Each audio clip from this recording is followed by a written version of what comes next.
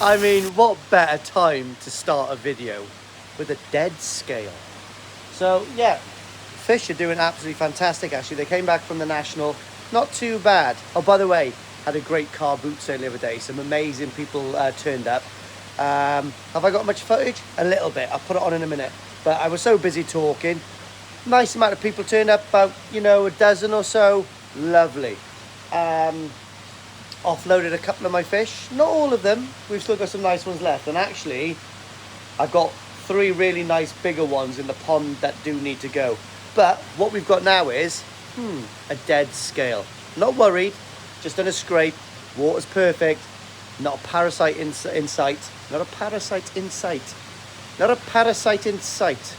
It sounds like something that Anthony Hopkins would come out with. But let me show you. We have a beautiful specimen here. Absolutely pristine. So unfortunately, guys, this fish is actually going to a new home after Newark. But it is absolutely gorgeous. And what we've got is one dead scale towards the back. So I'm not worried about that. I'm actually going to remove that scale and treat it. Might have got hit by the net when I've been netting or something like that. But things happen, mate, and scales die. But the rest of the fish is absolutely, look how beautiful that is. Absolutely gorgeous. So I'm quite excited about this fish. This fish is going to a home up north. And it's about 63, 64 cm now. But this fish is going to a hard water environment. So the sumi on this fish should really come up. Like, we've got a little bit coming on the nose, but this fish is just going to be a different gravy when all that sumi comes up. But it's going to have black sumi all the way to the lateral line with a beautiful pattern coming through, beautiful serogia underneath, nice clean dorsal, absolutely gorgeous. But we do need to take that dead scale out. Only just noticed it. Just feels a bit rough.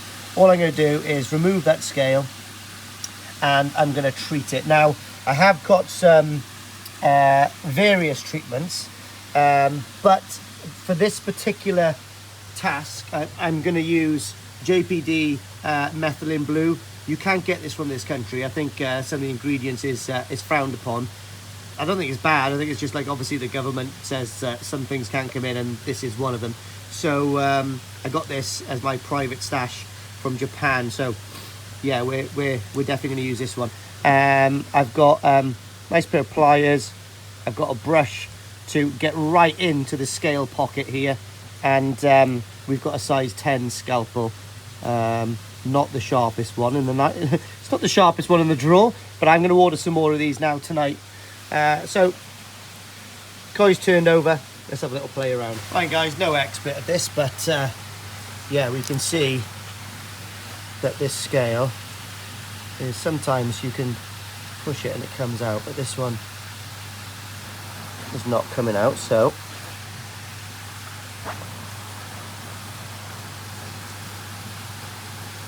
up into the scale pocket there, because each scale is in like a weird pocket underneath. Okay, so, and again right up there, and if you can see, that's just come out that. So if you look at that scale there, it's really rough. Make sure we take all the scale out. Surprising, these bigger fish, how big. There we are. Do you see that scale there, guys? So there it is, and that scale is as rough as you like. So just be careful with the rest. Literally just scrape all of this gunk out, and as you can see there, I've created like a pocket underneath. Just make sure everything's out, scrape it all out, and then see all that blood. Now that is totally smooth. I can see a little bit more flesh by there, which is part of the pocket of the scale, but actually looks nice and clean. So give it a good squeeze, and as long as you've just got blood coming out, we're all good. Then get your methylene blue,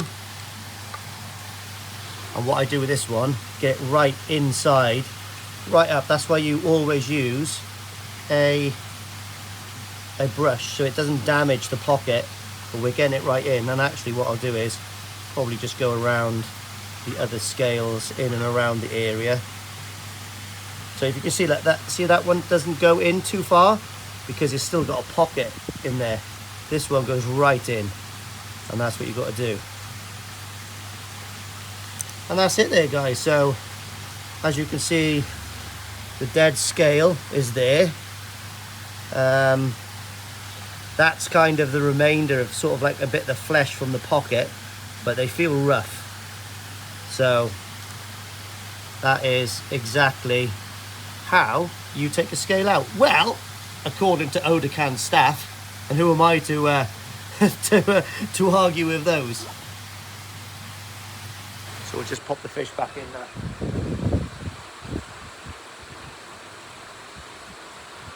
So here we are, guys.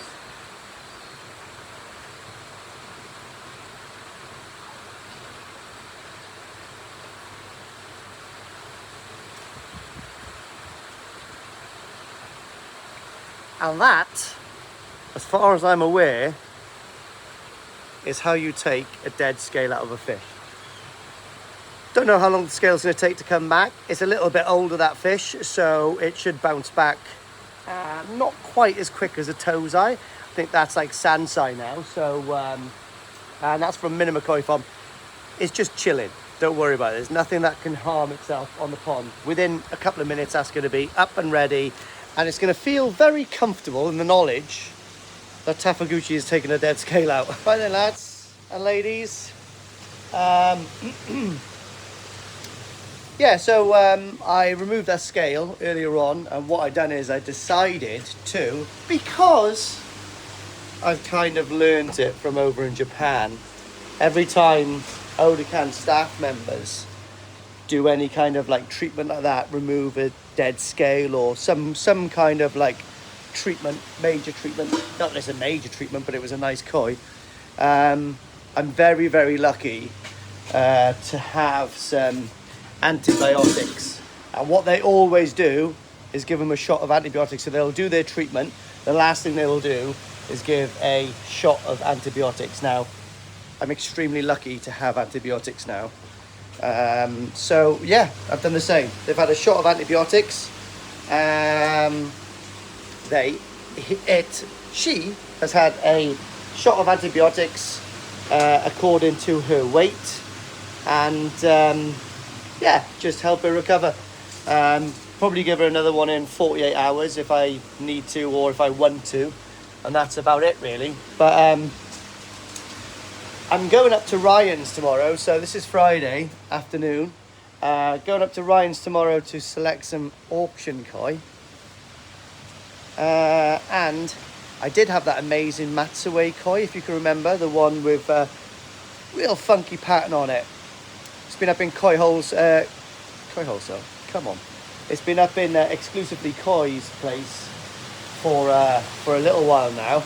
I know Ryan's been feeding it, and it's been on heat. Not horny, it's just been heated pond, that's what I mean. Because I'm getting rid of my fish to go to Japan, I thought to myself, let's put it on the auctions. So that will probably be one that's going to be in the auction, so look forward to that, guys. Also, what I picked up today, guys, so it's something that I couldn't do myself, was the exhaust for the motorcycle. Has anybody seen that film, The Fastest Indian, with my Welsh main man, Anthony Hopkins, in it? It's a motorcycle. If you've never seen The Fastest Indian, please watch it. It's one of the best films ever made. It will pull on your heartstrings, and it's a true story. And his record still stands to this day. So, yeah, pretty cool. New Zealander. Tries to pull off the New Zealand accent, but that Welsh twang comes back. But let me show you a brilliant job my mate James has done. I'm not going to lie. I was very sceptical, because I'm a bit of a perfectionist. So I was sceptical giving it to him, because I explained what I wanted. And I was like, I mean, can I come and help you do it? He goes, oh, man, I'm really busy. I said, okay, I trust you. But if it hadn't have looked so good, I would have been really upset. But he's he's pulled it out of the park, mate. It's awesome. And also, I scrounged a few bends off him to make a matching air inlet for the manifold. Not the manifold. Yeah, air manifold. Air inlet. Don't know. But this bike comes with like a plastic one because it's a 3-cylinder. It looks absolutely gash. So I wanted to do something spectacular and do that. So now, let me spin you around and show you. I'm so excited about this exhaust, guys. So yeah, so here we are.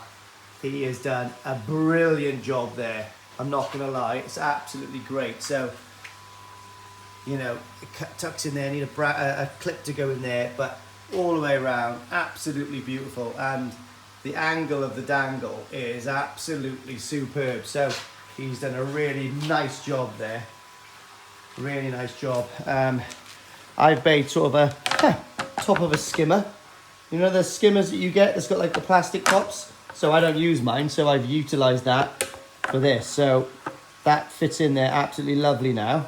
And my sister is going to make the seat. So we've got the foam over there, as you can see. And then my sister's going to actually make the seat to go in this and cover it. We're going to put real leather on it, actually. So I'm not going to use this in the wet. So we're going to put real leather on this, and I'll probably put dubbing or something. But what I've also thought about doing is, so this is the air inlet here. So we've got the 3 goes into basically the carbs and all that kind of stuff. This is like got a plastic gross looking box. So what my plan is, I've cut these down into sort of like 45s. I think I need to cut a little bit of length off these, possibly. But these, and what, obviously this is like 40 mil diameter in here, which is a really awkward size apparently to get bends. So these are 2-inch bends, like 51 mil. So he's going to get some 40 mils to go in there. So when they slot in, obviously, and it makes it look a bit more chunkier. It actually looks good. So the 40 mil will be in there, and then I can tighten up these like these little circlips or whatever they're called. So the plan is I'm going to put those like that, the 3 of them, as you can see there. Then we have a piece of slightly bigger. This is probably 2 1/4, 2 1/2 maybe, I don't know, maybe 2 1/4. So that then is going to sit behind here, and these are going to be cut to go into this. Let me kind of explain. So I've ordered a hole saw, tungsten bit hole saw. So these are going to sit inside, if you know what I mean. So I'll core drill these. So 3 of them sit inside. Then we're going to blank off the back there. So that pipe will be running kind of through the back there, and then blanked off the other side. And then that will correspond, because this model of bicycle has got like an airflow sensor or something like that, which is pretty gross, but it's something that's got to stay on there.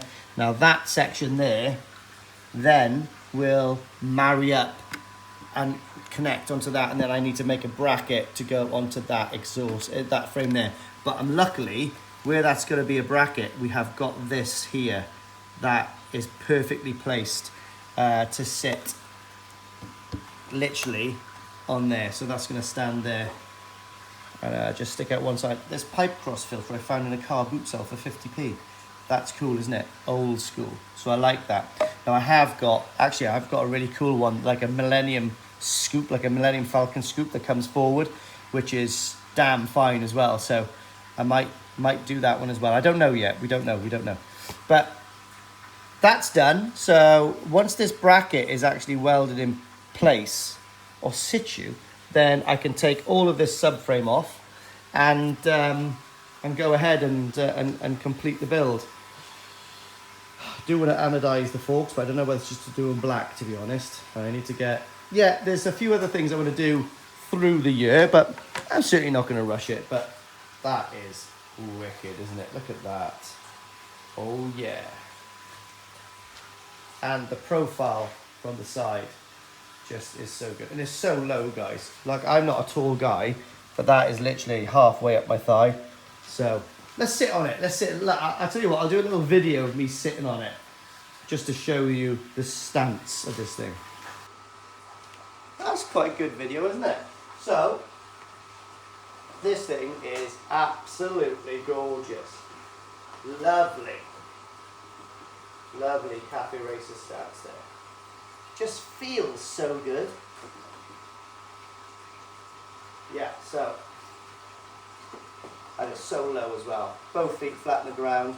Little fella like yourself. Yeah, really, really looking forward to this now. Yeah, so cool. I like it. I like it a lot.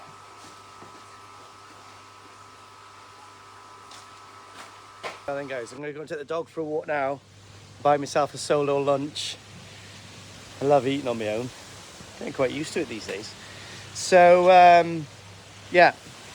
Fish are growing. We've only got 5 weeks to Newark, guys. They're back on the feed, big time. Hopefully that scale's going to grow back in a few weeks.